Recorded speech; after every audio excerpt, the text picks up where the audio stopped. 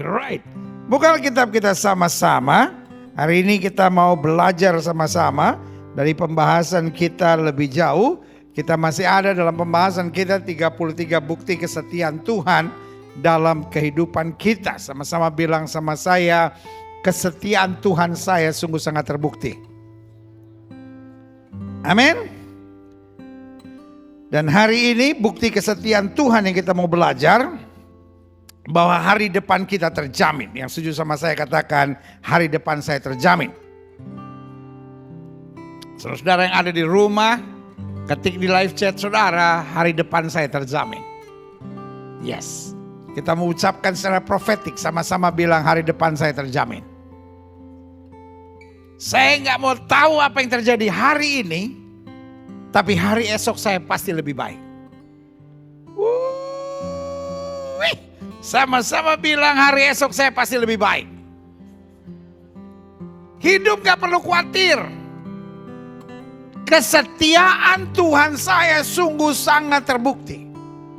Ayub boleh menghadapi badai, tapi hari depannya lebih baik. Amin.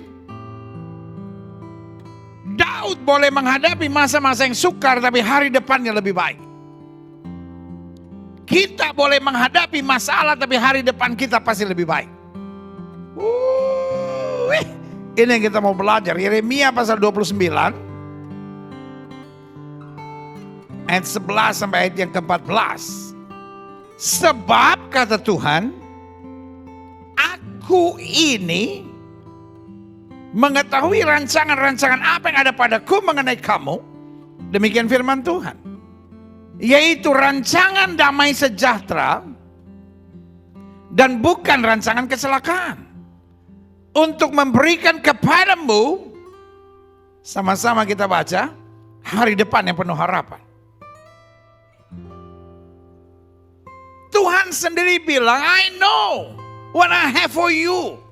Aku tahu rancangan yang ada padaku mengenai kamu.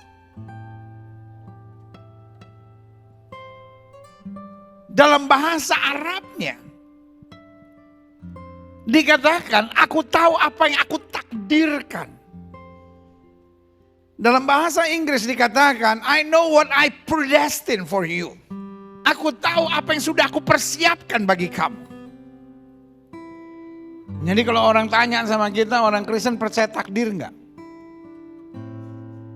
Kita sangat percaya takdir. Tapi bukan takdir yang kata orang sekarang. Kawin cerai. Ya gimana ya pendeta? Siapa sih orang yang mau kawin cerai? Tapi kalau memang itu udah takdirnya begitu mau diapain? Itu bukan takdir, genit. Jadi istri piaraan orang. Siapa sih pendeta yang mau jadi istri piaraan orang? Tapi kalau saya memang udah ditakdirkan begitu mau diapain? Pelakor kok takdir. Hamil sebelum nikah. Siapa sih pendeta yang mau hamil sebelum nikah? Saya cuma ditakdirkan. Bukan ditakdirkan, ngaco saudara-saudara. Iya kan? Karena what is God's takdir? Apa takdir Tuhan buat hidup kita? Kata Alkitab jelas. Damai sejahtera. Sama-sama bilang damai sejahtera. Dan untuk memberi kepada kita hari depan yang penuh harapan. Yang setuju berikan tepuk tangan yang beri buat Tuhan. Coba kita lihat. Sebab aku ini mengetahui rancangan-rancangan apa yang ada padaku mengenai kamu, demikian firman Tuhan. Aku mengetahui takdir apa yang ada padaku mengenai kamu. Demikian firman Tuhan.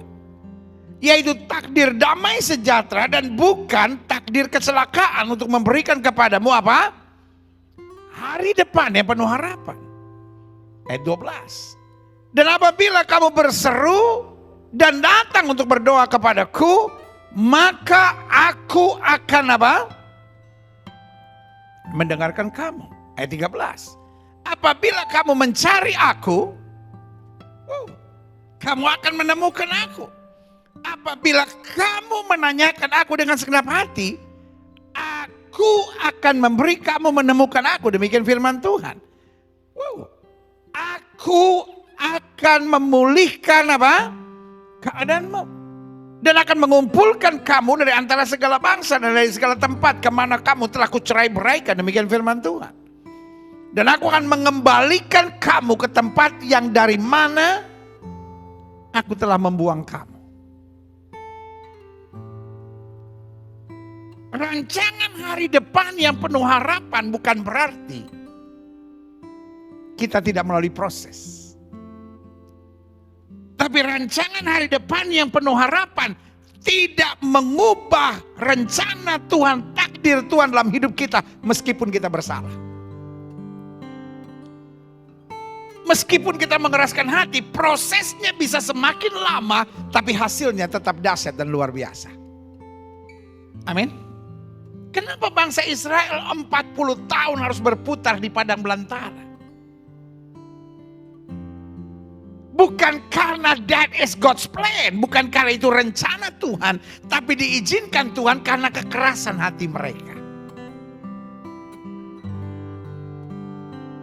Apakah 4 hari? Apakah 4 minggu? Apakah 4 bulan? Apakah 4 tahun? Apakah 40 tahun? Bukan tergantung Tuhan. Bilang sama sebelah saudara, tergantung elu.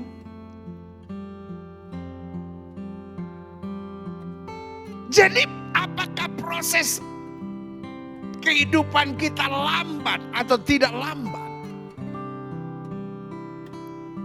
Bukan tergantung Tuhan.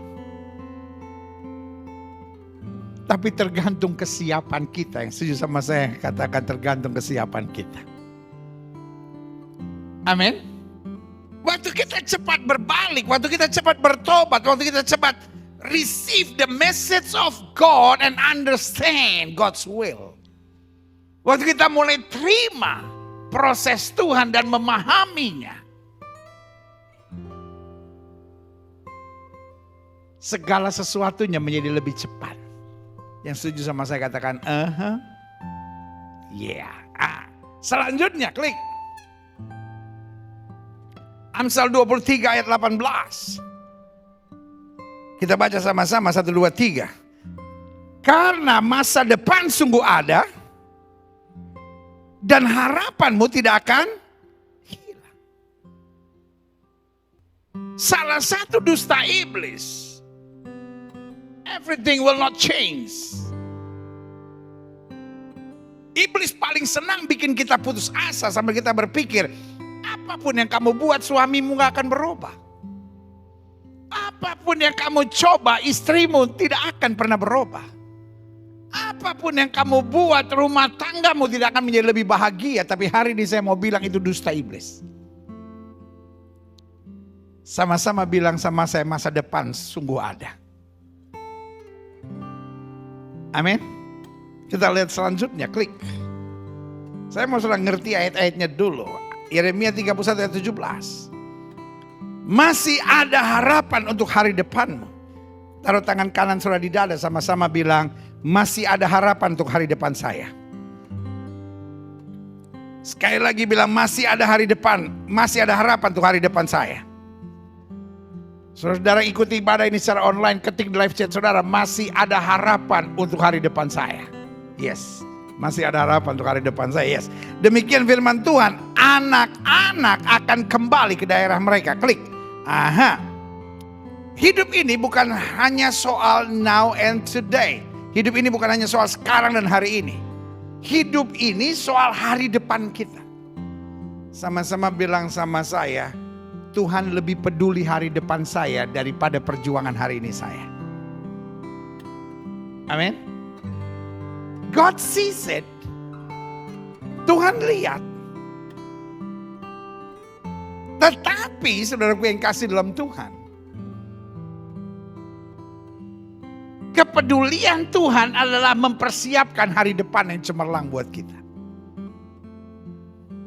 Makanya Daud bilang begini, dulu aku muda, sekarang aku menjadi tua.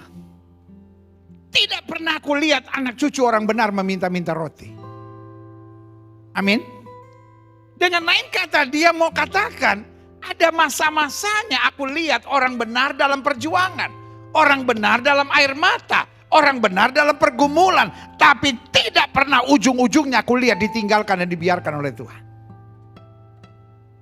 Sama-sama bilang, Tuhan peduli dengan hari depan saya. Nah, saya catat apa yang Tuhan persiapkan untuk hari depan kita. Minimal ada 3. Yang pertama, penuh kepastian dan penuh kemajuan. Selalu saya katakan, my God is a progressive God. Yang ada dalam agenda Tuhan adalah kemajuan. Yang ada dalam agenda Tuhan adalah apa? Kemajuan. Makanya selalu saya bilang, persoalan dengan anak Tuhan hari-hari ini, kita senang dengan GGD, gitu-gitu doang. Makanya kalau orang tanya sama kita, gimana kondisi? Ya gini-gini aja lah. Saya percaya di hatinya Tuhan ada kemajuan. Sama-sama bilang sama saya, di hati Tuhan ada kemajuan. Sama-sama bilang, di hati Tuhan ada kemajuan. Saya tidak bilang orang Kristen harus kaya. Saya tidak bilang orang Kristen harus di atas segala-galanya. No, yang saya selalu bilang, orang Kristen harus tambah maju. Tambah maju dalam iman. Tambah maju dalam penguasaan diri. Tambah maju dalam pemahaman akan firman Tuhan. Tambah maju dalam kasih. Tambah maju dalam kesiapan kita menghadapi tantangan. Tambah maju dalam mengarahkan hidup kita untuk selalu sukacita, yang setuju katakan yeah. Yang kedua, hari depan yang Tuhan harapkan buat kita, hari depan yang penuh damai sejahtera. Damai itu bukan soal apa yang saya punya. Tapi damai itu soal respons terhadap apapun yang terjadi dalam hidup kita. Sama-sama bilang sama saya, damai tidak ada urusannya dengan apa yang saya punya. Damai berurusan dengan respons saya dalam menghadapi segala sesuatu. Setuju? Ada orang yang punya jauh lebih banyak dari saudara. Lebih ganteng, lebih cantik, lebih kaya, rumahnya mungkin lebih besar dari saudara. Tapi gak pernah bisa bersyukur tuh. Tapi ada orang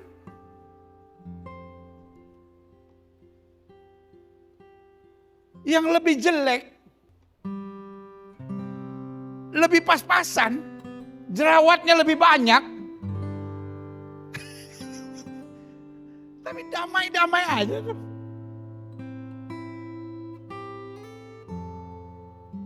Ada orang jerawat sedikit aja, stres. Ada orang mulai fororor dikit saja, apa itu? Keriput. Udah mulai stres, mau disetrika lah, ditarik lah, dibenangin lah. Kau pikir layangan kah?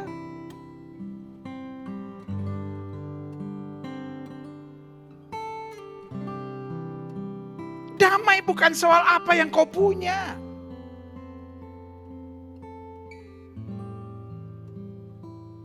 Damai soal respons kita terhadap apa saja yang kita hadapi. Amin. Hari depanmu bukan tergantung apa yang kau punya. Engkau boleh punya deposito. Engkau boleh punya jaminan hari tua. Engkau boleh punya asuransi. Engkau boleh punya perusahaan satu-satu untuk anak-anakmu. Tapi kalau respons dalam hidupmu selalu panik, selalu khawatir, selalu bimbang, selalu ragu, tidak ada hari depan yang pasti bagi hidup. yang Tuhan rancangkan. Yang pertama, hari depan yang penuh kepastian dan kemajuan. Yang kedua, hari depan yang penuh harapan. Yang ketiga, hari depan yang penuh arti dan manfaat.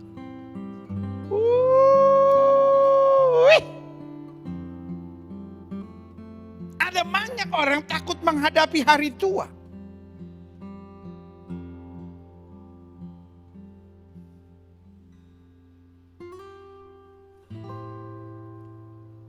Makanya dokter yang paling laku hari-hari ini adalah dokter yang bisa bikin orang awet muda. Krem apa saja yang katanya bisa bikin awet muda, laku, saudara. Minuman apa saja yang katanya bisa awet muda, laku, saudara.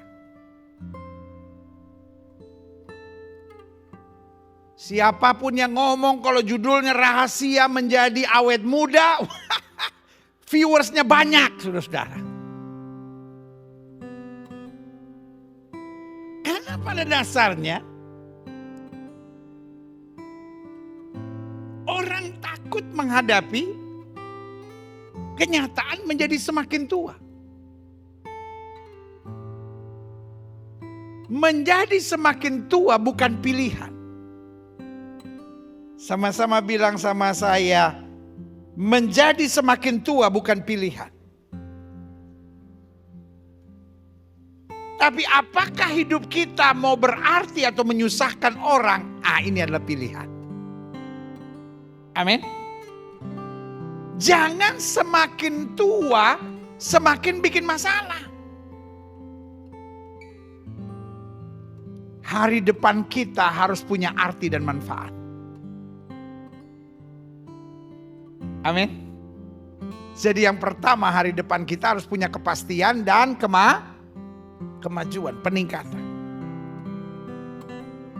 Yang kedua tadi apa? Hari depan kita harus apa? Penuh damai sejahtera. Damai sejahtera bukan soal apa yang saya punya, tetapi bagaimana saya meresponi segala sesuatu yang terjadi. Dan yang ketiga, hari depan yang penuh arti dan apa? Manfaat. Taruh tangan kanan saudara di dada, sama-sama bilang, hidup saya harus semakin berguna. Istri jangan bikin susah suami, suami jangan suka bikin susah istri, anak Tuhan jangan bikin susah orang lain. Hidup kita harus memberi arti dan manfaat buat orang lain. Saya tidak bilang hidup Kristen gak bisa menghadapi tantangan. Saya gak bilang hidup Kristen gak akan menghadapi masalah. Tetapi menghadapi tantangan dan menghadapi masalah apapun, jangan menyusahkan dan merugikan orang. Selalu memberi arti dan manfaat. Amin. Selanjutnya klik. Nah, saya pelajari bagaimana dia menjamin hari depan kita. Ada banyak orang yang berkata, oh dia menjamin hari depan kita, pokoknya semua yang kita butuhkan dia sediakan buat kita. Yang saya pelajari ada 4 hal bagaimana dia menjamin hari depan kita. Orang yang hari depannya terjamin adalah orang yang memiliki sikap kedewasaan. Sama-sama bilang sama saya, kedewasaan adalah kuncinya. Karena itu bagaimana dia menjamin hari depan kita. Untuk dia menjamin hari depan kita, dia harus melatih kita menjadi dewasa. Kenapa kita suka ngambek misalnya? Kenapa kita suka mengeluh misalnya? Kenapa kita gak bisa terima keadaan yang tidak menyenangkan misalnya? Kenapa kita jadi orang yang suka menuntut pasangan kita, menuntut suami kita, menuntut istri kita? Kenapa kita jadi orang yang apa-apa kecewa? Karena kita seringkali bersifat childish. Kita bersifat apa? Kekanak-kanakan. Bilang sama sebelah saudara, dewasalah. Amin. Kenapa Musa sebelum keluar dari tanah Mesir,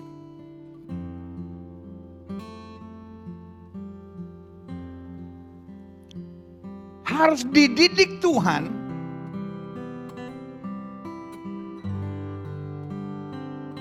dengan menghadapi 10 tulah.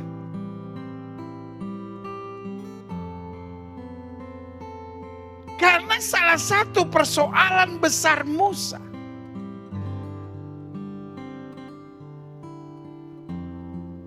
dari awalnya dia terlalu kekanak-kanakan.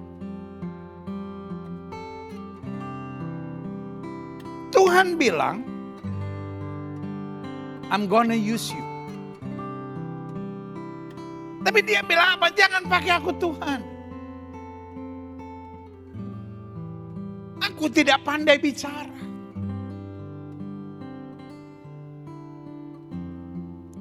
Tuhan ajarkan dia. I will lead you. Aku yang akan memberikan perkataan pada lidah bibir mulutmu. Tapi dia tetap berkeras. Dia bilang, no, I don't want.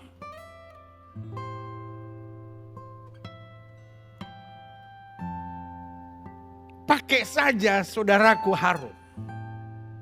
Dan ingat dalam perjalanan selanjutnya, banyak persoalan terjadi karena Harun ini.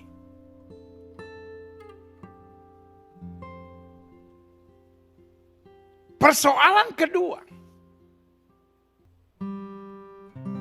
Tuhan kasih 10 hukum Tuhan dalam 2 loh batu. God wrote it with his own hands. Wow. Bukankah ini pengalaman yang dahsyat dan luar biasa? God wrote it with his own hands. Tuhan tulis dengan tangannya. Bukankah ini pengalaman yang dahsyat yang disaksikan oleh Musa? Tetapi hanya karena persoalan sederhana. Musa turun. Dari 40 hari pengalaman bersama dengan Tuhan. Waktu dia turun, bangsa Israel telah menyembah lembu emas. Kalau saja Musa berpikir secara dewasa, Musa tidak akan buat tindakan yang bodoh. Musa bisa aja berpikir secara dewasa, ya terang aja mereka menyembah lembu emas tuangan sebab selama 40 hari aku meninggalkan mereka. Tapi orang kalau dasarnya kekanak-kanakan selalu merasa diri yang paling benar. Nggak pernah mau memahami orang lain. Bilang sama sebelah saudara, lu jangan gitu ya. Iya kan? Kita ini kadang-kala kekanak-kanakan banget. Merasa kita yang paling benar, paling hebat, paling suci, paling luar biasa. Semua orang gak ada yang benar. Jemaat Gereja Bethel Indonesia Global Fellowship Center, baik yang di ibadah maupun yang mengikuti secara online, pastikan lu jangan gitu.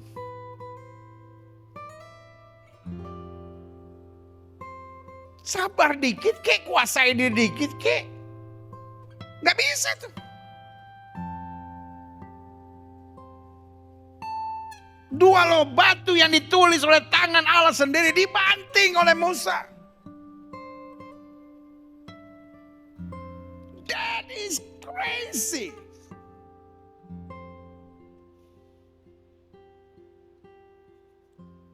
Sepanjang seluruh Alkitab dari Kejadian sampai Wahyu,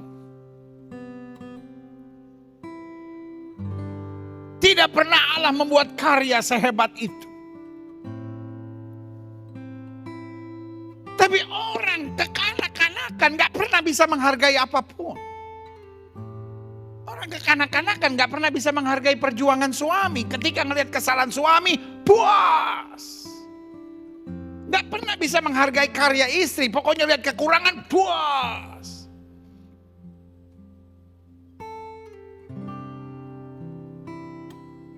Bayangkan yang menyebalkan adalah bangsa Israel. And he is the leader. Harusnya kan dia yang arahkan. Tapi orang kekanak-kanakan gak peduli sama tanggung jawab. Orang kekanak-kanakan cuma sibuk dengan emosi, amarah, serta tuntutan. Jelas? Taruh tangan kanan sudah di dada, sama-sama bilang saya gak boleh gitu. Dia banting.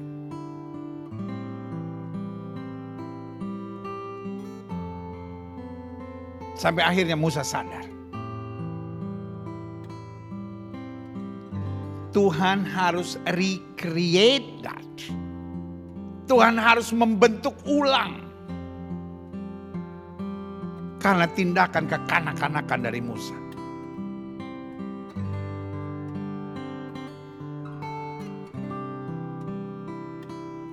Sepuluh tulah di tanah Mesir.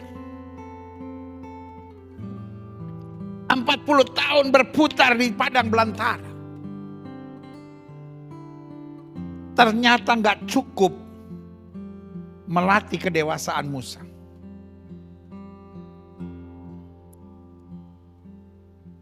Diakhiri dengan bangsa Israel mengeluh dan bersungut. Karena they have no water. Mereka gak punya air. Tuhan bilang sama Musa, Moses, point your stick to that rock. Kamu tunjuk batu itu pakai tongkat kamu. Dan aku akan memancarkan air berbual-bual. Dan apa yang terjadi? Kembali karena sifat yang saya sebut childishnya itu. Dia bukan tunjuk batu itu, dia pukul batu itu. Sampai di situ. Tuhan bilang, enough is enough. You broke the line of honor. Engkau melanggar garis kekudusanku. Dengan lain kata, engkau tidak berubah menjadi dewasa. Engkau tetap kekanak-kanakan yang hanya memikirkan kepentinganmu, emosimu, dan tidak pernah bisa menguasai diri.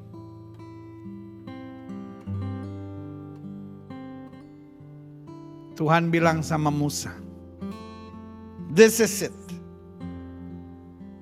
Kamu cuman bisa lihat tanah perjanjian. But you are not worthy. Kamu gak bisa dilayakkan untuk menginjak tanah perjanjian. Karena Tuhan mempersiapkan hari depan yang penuh harapan buat mereka yang dewasa. Jadi kalau hari-hari ini kita menghadapi perjuangan, itu bukan berarti Tuhan senang lihat anak-anaknya menderita. Saya bingung ada konsep dari mana gitu. Sehingga kesannya makin kita menderita, makin kita menyenangkan Tuhan.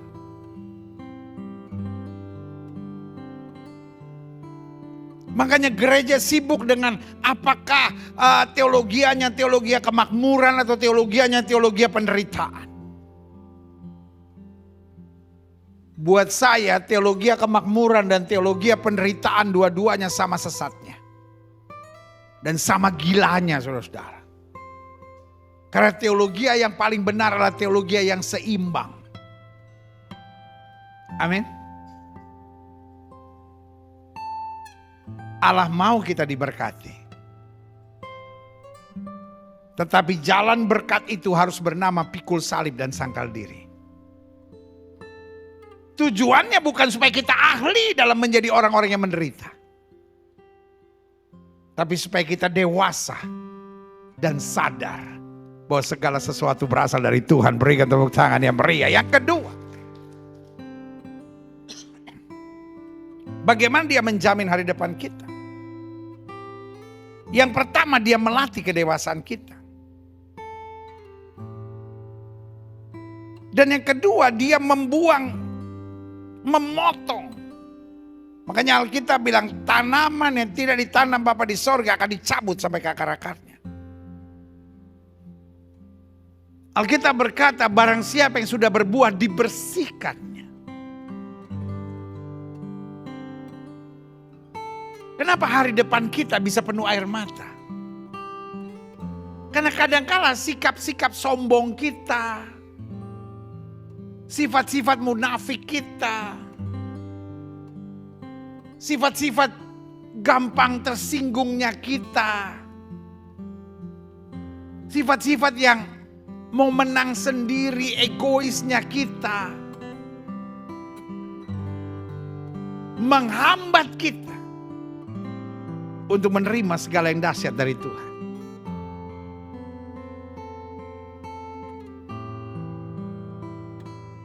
Bertobat bukan berarti hanya satu kali seumur hidup. Betul menerima Yesus sebagai Tuhan dan Juru Selamat adalah peristiwa satu kali seumur hidup. Tetapi bertobat setiap hari. Supaya kita makin hari makin disucikan oleh kuasa darahnya. Saya juga katakan ya. Sama-sama bilang sama saya harus membuang sifat negatif. Bukan Tuhan gak mempersiapkan keluarga kita bahagia. Bukan Tuhan gak persiapkan hari depan kita cemerlang.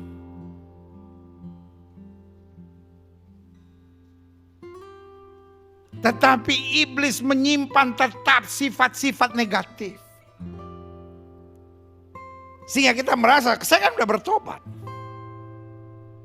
Ya kita bertobat dalam arti kata menerima Yesus sebagai Tuhan dan Juru Selamat. Tetapi menerima Yesus sebagai Tuhan dan Juru Selamat, it's not final. Itu baru garis start. Setiap hari kita perlu diperbaharui. Yang setuju sama saya katakan setiap hari saya harus diperbaharui. Siapa yang setuju setiap hari kita harus diperbaharui? Berikan tepuk tangan yang meriah buat Tuhan. Yang ketiga, bagaimana dia menjamin hari depan kita? Dia menguatkan iman percaya kita. Alkitab berkata sebab tanpa iman tidak ada seorang pun dapat melihat Allah. Seorang yang memiliki hari depan yang penuh harapan. Seorang yang bisa tertawa tentang hari depannya bukan seorang yang punya segala-galanya.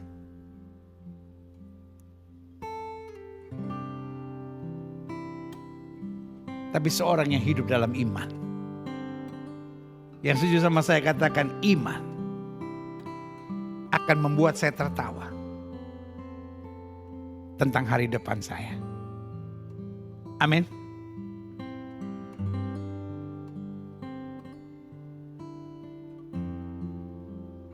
Orang-orang yang beriman adalah orang-orang yang tahu persis. Tidak pernah Tuhan berikan batu untuk anak-anak yang minta roti. Amin.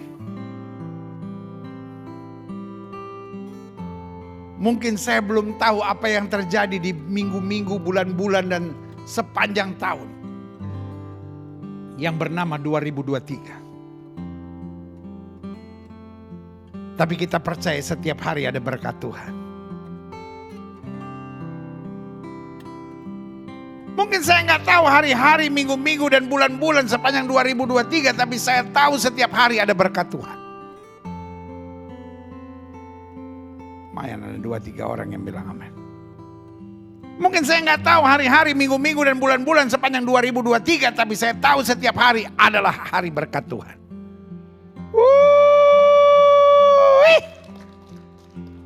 Amin.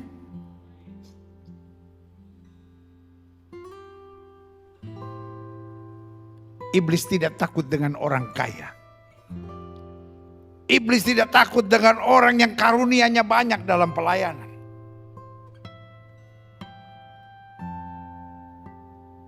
Tapi iblis gemetar dengan orang-orang yang beriman. Karena orang-orang beriman tidak dapat digoyahkan. Orang-orang beriman akan berdiri tegap dan percaya. Aku tahu kepada siapa aku percaya, aku yakin dia berkuasa. Berikan tepuk tangan yang meriah buat Tuhan. Sebagai gembala saudara,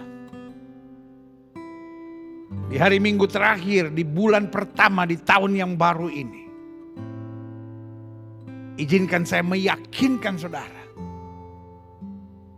untuk tetap melangkah dengan iman. Apakah anak Tuhan harus pakai logika? Yes. Otak bukan datang dari setan. Anak Tuhan harus pakai otak. Yang setuju sama saya katakan anak Tuhan harus pakai otak. Putar otakmu dengan betul. Mikir dengan betul. Tapi jangan sampai stres. Amin. Anak Tuhan harus bekerja keras. Yes. Karena Paulus berkata barang siapa yang tidak berkeringat jangan harap dapat makan. Jangan cuma kalau saya mah berdoa aja berserah sama Tuhan. Berdoa berserah.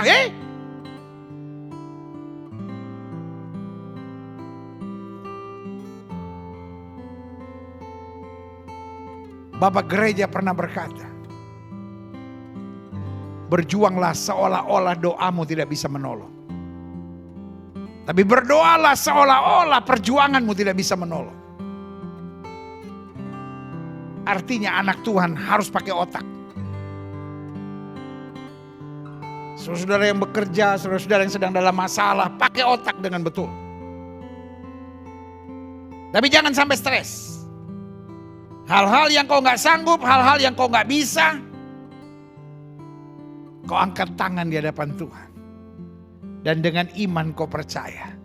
Orang yang menabur dengan air mata akan menuai dengan sorak-sorai. Berikan tepuk tangan yang meriah. Selanjutnya. Bagaimana dia menjamin hari depan kita? Yang pertama dia melatih kedewasaan kita. Jadi kalau kita sedang dilatih Tuhan, sabarlah. Dan kita tahu target Tuhan untuk saya menjadi semakin dewasa. Yang kedua, dia menjamin hari depan kita dengan membuang sifat-sifat negatif kita. Kalau kita sedang terlihat sifat-sifat negatif kita, pastikan kita buang. Karena Tuhan mau kita semakin dipulihkan. Yang ketiga, dia menjamin hari depan kita dan menguatkan iman percaya kita.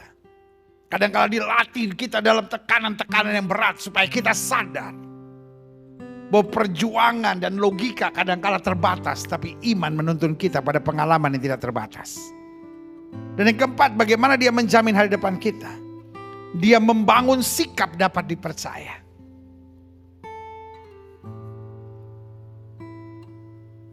Anak Tuhan bukan hanya percaya kepada Tuhan, tapi anak Tuhan bisa dipercaya.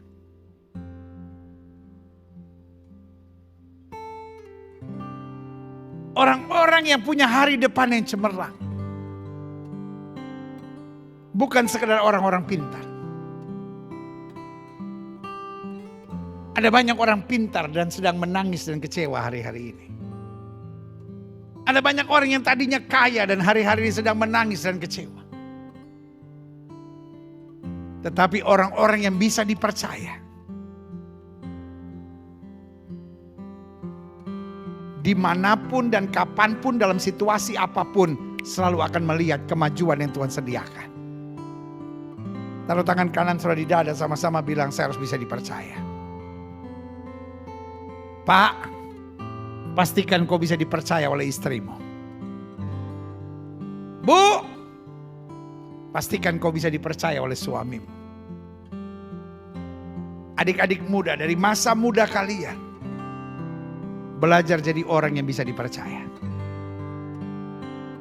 Kalau cari pasangan teman hidup bukan soal cantiknya, bukan soal gantengnya.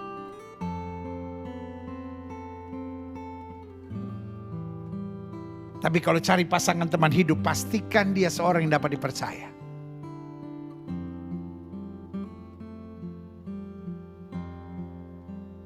Dunia ini kadang-kala dipenuhi dengan orang yang pandai bicara. Orang-orang pandai bicara bisa mengagumkan untuk sementara. Tetapi orang-orang yang bisa dipercaya akan selalu melihat hal-hal yang baik dalam kehidupannya. Amin. Orang-orang yang Tuhan pakai bukanlah hanya orang-orang yang pandai bicara. Karena orang-orang pandai bicara satu saat akan menjadi bahan tertawaan orang lain. Tetapi orang-orang yang bisa dipercaya akan memancarkan kemuliaan Tuhan yang sudah katakan amin. Selanjutnya saya akhiri dengan ini. Adapun orang-orang yang terjamin hari depannya. Ciri yang pertamanya, dia selalu membawa damai dan mengarahkan orang lain pada hal positif. Karena dirinya terjamin, maka dia akan membawa damai dan mengarahkan orang pada hal-hal positif. Kenapa kita gak bisa bawa damai? Karena kita sendiri gak punya kepastian. Kenapa kita gak bisa mengarahkan orang pada hal-hal positif? Karena kita juga gak yakin akan hal-hal positif dalam hidup kita. Yang kedua, orang-orang yang terjamin hari depannya. Selalu saya bilang orang-orang seperti ini sudah beres dengan hidupnya. Orang-orang yang masih khawatir akan hari depannya. Orang-orang yang masih gak yakin akan hari depannya. Orang-orang yang masih penuh kebimbangan tentang hari depannya. Dia hanya sibuk dengan memikirkan apa yang harus terjadi dengan hari depannya. Tapi seorang yang sudah beres dengan dirinya, dia selalu bersemangat menjadi pelaku firman. Karena buat dia sederhana, selama saya tidak milik ke kiri maupun milik ke kanan, hidup saya diberkati. Saya gak akan turun tapi naik, gak akan jadi ekor tapi menjadi kepala. Orang-orang seperti ini sudah beres dengan dirinya. Karena dia yakin, orang yang mencari kerajaan Allah serta kebenarannya, semuanya akan ditambahkan dalam hidupnya. Amin. Kenapa kita gak siap jadi pelaku firman? Karena kita masih berpikir nanti kalau begini gimana, kalau begini. Nanti begini akan bagaimana begini.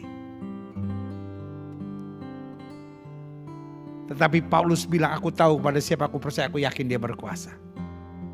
Daud bilang, sekarang aku tahu bahwa Tuhan memberi kemenangan kepada orang yang diurapinya. Selama saya menjadi pelaku firman, maka yang saya akan lihat adalah janji Tuhan digenapi dalam keseharian kita yang sejak katakan amin. Yang ketiga, adapun orang-orang yang terjamin hari depannya, selalu tertarik melengkapi hidupnya dengan karunia-karunia Roh Kudus. Karena orang yang terjamin hari depannya, dia tidak pusingkan lagi dengan apa yang harus ditambah dalam hidupnya. Tetapi dia meyakini, saya membutuhkan karunia-karunia Roh Kudus. Ada banyak anak Tuhan gak tertarik dengan karunia. Makanya khotbah-khotbah tentang karunia-karunia Roh Kudus makin jarang. Orang lebih senang dengan kepastian masuk surga lah. Hidup diberkati lah. Hidup mampu bertahan lah. Hidup mampu setialah. Loh, setia dan bertahan itu tidak bisa ditinggalkan. Itu sesuatu yang sudah dasar dalam iman Kristen kita. Amin. Tetapi kalau kita sudah beres dengan hari depan kita, kita sudah beres dengan hidup kita di dunia, karena kita percaya Tuhan yang bela, Tuhan yang jamin, Tuhan yang berikan yang terbaik buat kita. Maka yang sekarang adalah pikiran kita, dengan apakah kubalas kepada Tuhan segala kebaikannya. Tahukah saudara, untuk setiap saudara ada karunia Tuhan. Gak ada yang bilang amin, gak yakin soalnya. Tahukah saudara, untuk setiap saudara ada karunia Tuhan buat hidup saudara. Supaya hidupmu makin jadi berkat. Supaya hidupmu makin memberi arti. Supaya hidupmu makin meluaskan kerajaan Allah. Supaya hidupmu makin menginspirasi banyak orang.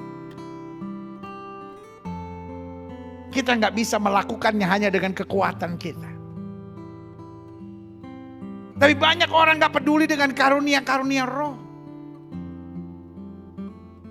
Banyak orang cuma peduli bagaimana hidup saya kuat, bagaimana hidup saya bertahan, bagaimana hidup saya setia. Tetapi kalau kita baca dalam Korintus, Paulus jelas bilang, aku mau supaya engkau tahu tentang karunia-karunia Roh Kudus. Ada banyak orang sedang mengkhotbahkan, oh gak penting karunia-karunia Roh Kudus. Loh, buat apa tertulis dalam Alkitab dan? Hello? Siapa yang percaya semua yang tertulis dalam Alkitab itu penting? Amin. Ada banyak orang yang berkata, kan yang penting buah-buah roh.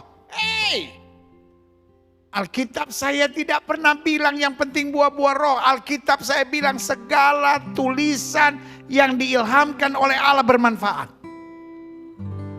Amin. Doa saya, jemaat Tuhan dari Gereja Bethel Indonesia Global Fellowship Center, saudara adalah orang-orang yang tidak lagi khawatir akan hari depan saudara. Tahun ini kita beri nama The Year of Understanding God's Will. Tahun kita mengerti maksud Tuhan. Dan selama kita mengerti maksud Tuhan, kita berjalan pada maksud Tuhan, semua pasti beres. Kalaupun ada tantangan, tantangan itu adalah bagian dari keindahan perjalanan iman kita dengan Kristus. Kalau saya bilang beres bukan berarti nggak ada tantangan. Tapi setiap tantangan akan membawa kita pada pengalaman-pengalaman yang lebih dahsyat dengan Tuhan. Tapi doa saya karena kita sudah beres dengan hidup kita. Kita menggali sekarang karunia-karunia Roh Kudus. Supaya kita makin hari makin bertumbuh. Makin hari makin dipakai Tuhan untuk meluaskan kerajaan Allah.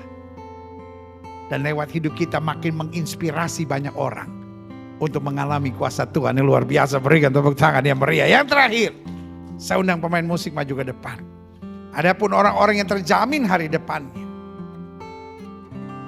Kenapa Tuhan mau menjamin hari depan kita? Kenapa setan gak mau kita menjadi orang percaya yang terjamin hari depannya?